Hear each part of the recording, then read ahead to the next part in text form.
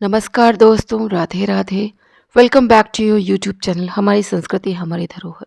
दोस्तों, अब हम सुनने जा रहे हैं माघ महात्म्य 23वां अध्याय। दोस्तों, यदि आपका कोई भी अध्याय छूट गया हो तो आप डिस्क्रिप्शन बॉक्स में दिए गए लिंक पर क्लिक कर कर उसे सुन सकते हैं।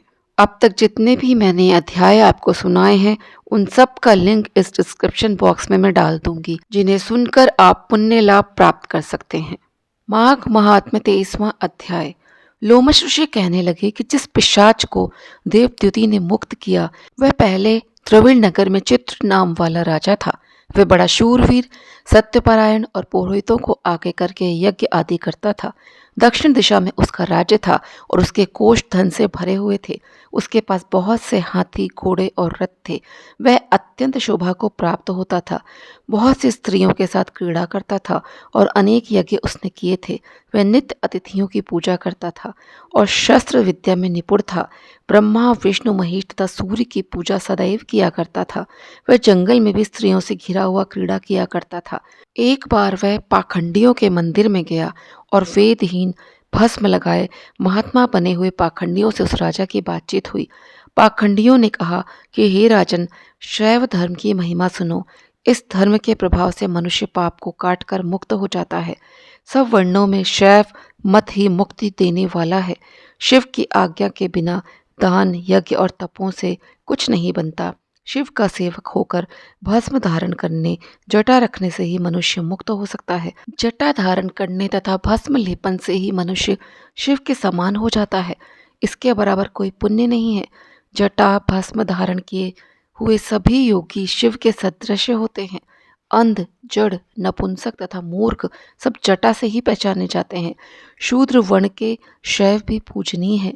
विश्वामित्र क्षत्रिय होकर तप से ब्राह्मण हो गए। वाल्मीकि चोर होकर उत्तम ब्राह्मण हो गए। अतः शिव पूजन में किसी बात का विचार नहीं है। तप से ही ब्रह्मत्व प्राप्त होता है, जन्म से नहीं। इस कारण शैव का दर्शन उत्तम है और शिव के सिवाय दूसरे देवता का पूजन न करें। शिव तपस्वी को विष्णु का त्याग करना चाहिए। विष्णु की मूर्ति का पूजन नहीं करना चाहिए।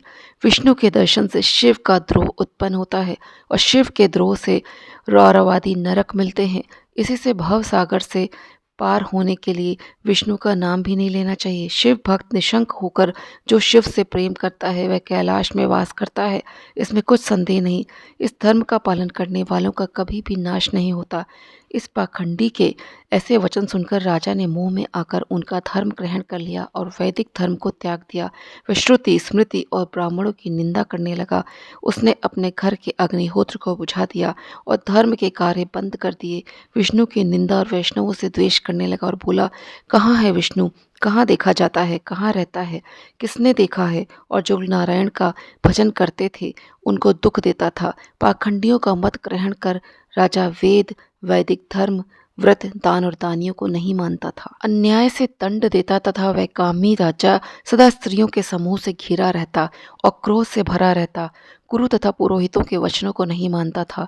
पाखंडियों पर विश्वास करता था। उनको गांव, हाथी, घोड़े और स्वर्ण आदि देता था। उनके सब कार्य करता था। भस्म धारण करता और मस्तक पर जटा रखता था। और जो कोई विष्णु का नाम लेगा उसको मृत्यु का दंड दिया जाएगा। यह ढिंढोरा उसने पिटवा दिया था। उसके भय से ब्राह्मणों तथा वैष्णवों ने उस देश को छोड़ दिया और दूसरे देशों में चले गए। सारे देशवासी केवल नदी के जल से जीते थे।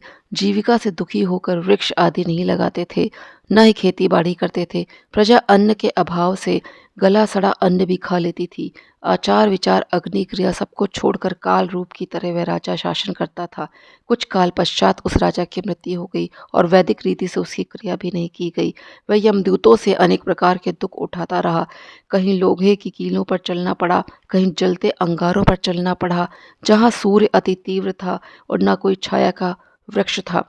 कहीं लोहे के डंडों से पीटा गया, कहीं बड़े बड़े दांतों वाले भेड़ियों और कुत्तों से काटा गया।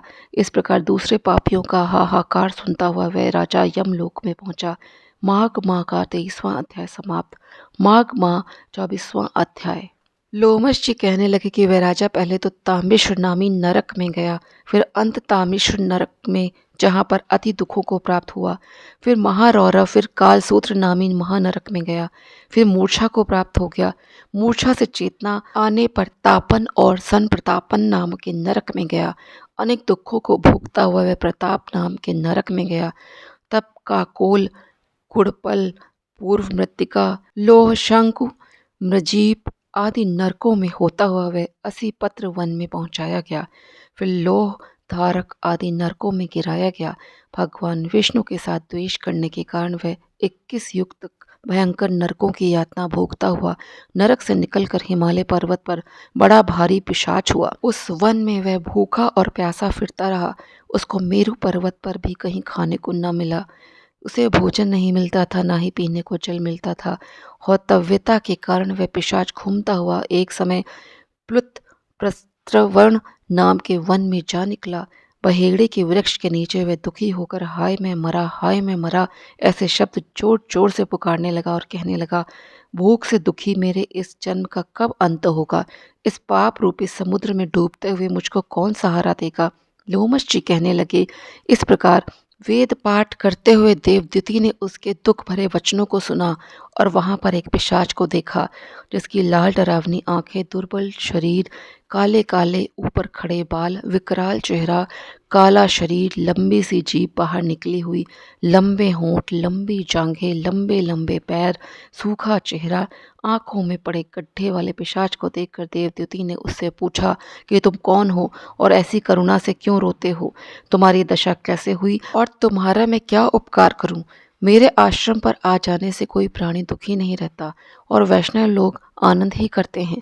सो हे भद्र, तुम अपने इस दुख का कारण जल्दी कहो, क्योंकि विद्वान मनोरथ पाने के लिए विलंब नहीं किया करते।